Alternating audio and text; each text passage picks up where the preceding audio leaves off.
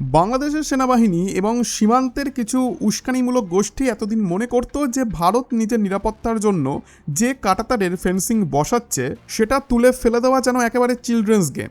যখন খুশি সীমান্ত পেরিয়ে অবৈধভাবে ঢুকে পড়বে, আর ভারত শুধুই দেখেই যাবে, যেন মামাবাড়িতে আসছে। ভারত বারবার ধৈর্য দেখিয়েছে, প্রতিবারই কনফ্রন্টেশনের বদলে ডায়ালগের পথ বেছে নিয়েছে, কিন্তু যখন সীমান্তের ফেন্সিংয়ের উপর হামলা এবং তা উপড়ে ফেলার ঘটনা একের পর এক বাড়তেই থাকলো, তখন কঠোর পদক্ষেপ নেওয়া ছাড়া ভারতের সামনে আর কোনো অপশন অবশিষ্ট ছিল না। প্রথমে নিউ দিল্লি ভেবেছিল হয়তো এটা লোকাল লেভেলের কোনো মিস আন্ডারস্ট্যান্ডিং, কিছু সময় গেলে পরিস্থিতি নিজে থেকেই শান্ত হয়ে যাবে। কিন্তু একটা কথা তো আমরা সবাই জানি যে কিছু মানুষ আছে যারা কথায় নয় বরং ডান্ডা পড়লে শান্ত হয়। ভারত খুব ভালোভাবেই বুঝে গিয়েছিল যে সীমান্তকে সুরক্ষিত রাখতে হলে পুরনো কূটনৈতিক ভাষা ছেড়ে এবার বড় এবং কঠোর পলিসি লেভেল অ্যাকশন নেওয়া জরুরি। তাহলেই সীমান্তের ওপারে বসে থাকা এক উপদ্রবকারীরা আইনের প্রকৃত শক্তিকে উপলব্ধি করতে পারবে। এই গ্রাউন্ড রিয়েলিটি মাথায় রেখেই ভারতের স্বরাষ্ট্রমন্ত্রী অমিত শাহ নিজের চাণক্য স্টাইল স্ট্র্যাটেজিকে ব্যবহার করে এমন একটি ঐতিহাসিক ও দুর্ভেদ্য নির্দেশ জারি করেন, যার খবর প্রকাশ্যে আসতেই বাংলাদেশের স্ট্র্যাটেজিক সার্কেলে কার্যত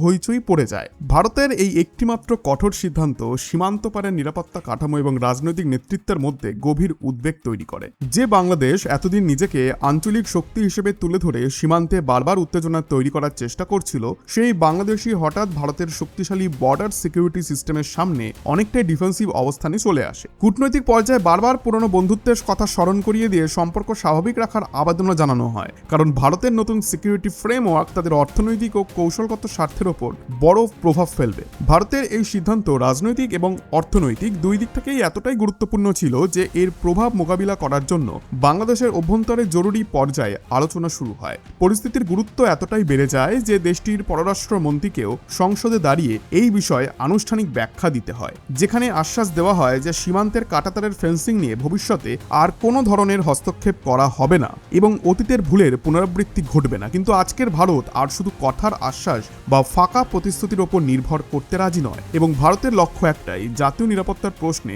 জিরো কম্প্রোমাইজ। এবার নিউ দিল্লি জাতীয় নিরাপত্তার প্রশ্নে এতটাই অনড় অবস্থান নিয়েছে যে এই সিকিউরিটি প্রজেক্ট থেকে এক ইঞ্চিও পিছিয়ে আসার কোনো ইচ্ছা তাদের নেই। ভারতের মতে দেশের নিরাপত্তা নিশ্চিত না হওয়া পর্যন্ত কোনো চাপ বা আপত্তি তাদের সিদ্ধান্তকে বদলাতে পারবে না। কিন্তু প্রশ্ন, পূর্ব সীমান্তকে কার্যত সিল করে দিতে এবং ইনফিল্ট্রেশনকে জিরো লেভেলে নামিয়ে আনতে ভারতটি কি মাস্টার প্ল্যান কার্যকর করেছে? আর সত্যি কি বাংলাদেশে রপ্তানি হওয়া পণ্য ও সাপ্লাই চেনের ওপরে বড় ধরনের কোনো রেস্ট্রিকশন আসতে চলেছে? দেখুন, বিভিন্ন ইন্টেলিজেন্স সোর্স থেকে একটি তথ্য সামনে আসছে, তাতে দাবি করা হচ্ছে যে স্বরাষ্ট্রমন্ত্রী অমিত শাহ এমন কিছু নির্দেশ দিচ্ছেন যার পরিধি এবং প্রভাব সীমান্তের ওপারের নীতি নির্ধারকদের কল্পনারও বাইরে। আসলে একটি শক্তিশালী ইকোসিস্টেম তৈরি করা হচ্ছে বর্ডার ফেন্সিংকে নিয়ে, যা সীমান্ত সুরক্ষাকে আরও কার্যকর করবে এবং অবৈধ অনুপ্রবেশের পথগুলিকে একের পর এক বন্ধ করে দেবে। ইতিহাস বলছে শুধু লোহার বেড়া বসালেই সব সমস্যা সমাধান হয় না, কারণ সীমান্ত নিরাপত্তা শুধু ফিজিক্যাল ব্যারিয়ারের বিষয় নয়, এর সঙ্গে জড়িত থাকে লজিস্টিক্স, সার্ভেলেন্স, ইন্টেলিজেন্স নেটওয়ার্ক এবং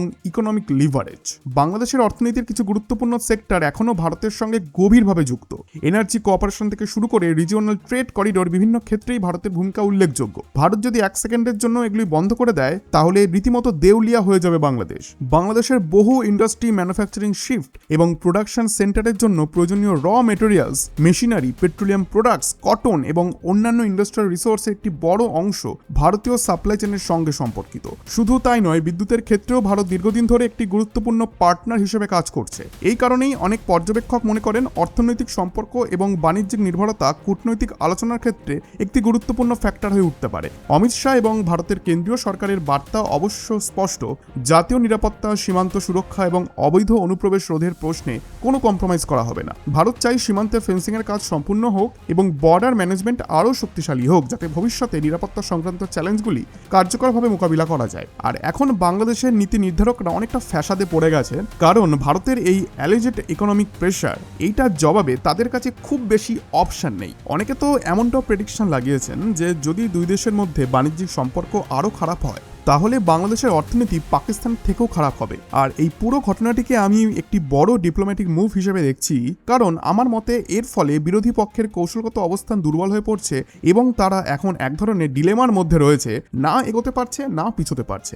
দিল্লির নর্থ ব্লকে অনুষ্ঠিত উচ্চ পর্যায়ের বৈঠক এবং পরবর্তী নীতিগত পদক্ষেপ নিয়ে আন্তর্জাতিক মহলেও আলোচনা শুরু হয়েছে। ভারতের বার্তা একেবারেই স্পষ্ট, তারা অযথা কোনো দেশের সঙ্গে সংঘাত চায় না, কিন্তু দেশের নিরাপত্তা নিয়ে কোশ্চেন আসলে, তার টেরিটোরিয়াল ইন্টিগ্রিটি এবং সোভেরিয়ান বর্ডার প্রোটেকশনের যখন প্রশ্ন আসবে, তখন ভারত কোনোভাবেই চুপ থাকবে না। যে কোনো আন্তর্জাতিক চাপ হোক বা যা কিছু হয়ে যাক, ভারত এখানে নতি স্বীকার করবে না। সবথেকে গুরুত্বপূর্ণ বিষয় যে সীমান্তের সেই সব দুর্গম অঞ্চল যেখানে নদী, জলাভূমি এবং কাদাময় ভূখণ্ডের কারণে ট্র্যাডিশনাল ফেন্সিং করা অত্যন্ত কঠিন, সেখানে ভারত এখন মডার্ন সার্ভেলেন্স টেকনোলজি ব্যবহার করছে। আর এদের মধ্যে রয়েছে লেজার ওয়াল সিস্টেম, থার্মাল ইমেজিং ক্যামেরাজ এবং advanced under water sensor grid. ভারতের সীমান্তরক্ষী বাহিনী এবং স্বরাষ্ট্র মন্ত্রণালয় এই কঠোর অবস্থান সীমান্ত পারের নীতি নির্ধারকদের কাছে একটি বার্তা স্পষ্ট করে দিয়েছে। ভারত নিজের ভূখণ্ডের মধ্যে নিরাপত্তা অবকাঠামো উন্নয়নের কাজ যে কোনো পরিস্থিতিতেই সম্পূর্ণ করবে। এটা মামাবাড়ি নয় যে যখন খুশি তারা চলে এলো আর ফেন্সিং করা নিয়ে তারা প্রশ্ন তুলবে। এখন যদি কেউ এই বৌদ্ধ ও সার্বভৌম প্রক্রিয়ায় বাধা সৃষ্টি করার চেষ্টা করে, তাহলে তার পরিণতি ভয়ানক হবে। তাহলে দিল্লির নর্থ ব্লকে ঘটা এই গুরুত্বপূর্ণ বৈঠক, সীমান্ত নিরাপত্তা জোরদার করার এই পদক্ষেপ এবং ভারতের অবস্থান নিয়ে আপনাদের কি মতামত? আপনাদের মতামত অবশ্যই কমেন্টে জানান। ভিডিওটি যদি আপনাদের কাছে ইনফরমেটিভ মনে হয়ে থাকে, তাহলে লাইক শেয়ার করতে ভুলবেন না। আমি আবারও হাজির হব পরবর্তী বড় রিপোর্ট নিয়ে। ধন্যবাদ।